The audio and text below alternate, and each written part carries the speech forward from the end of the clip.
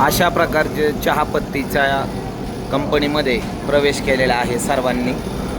त्या ठिकाणी प्रोसेसिंग चालू झालेली आहे। सुरुवातीला अशा प्रकारची प्रोसेसिंग चालू होते। पाल्याची प्रक्रिया कटिंग सुरू झालेली आहे।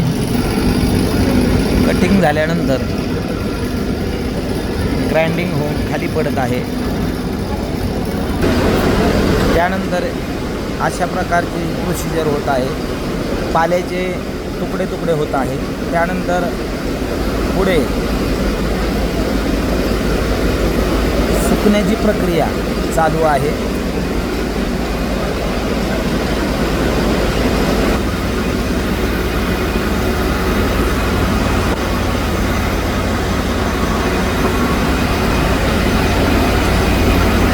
अशा प्रकारे चहापत्ती तयार होते।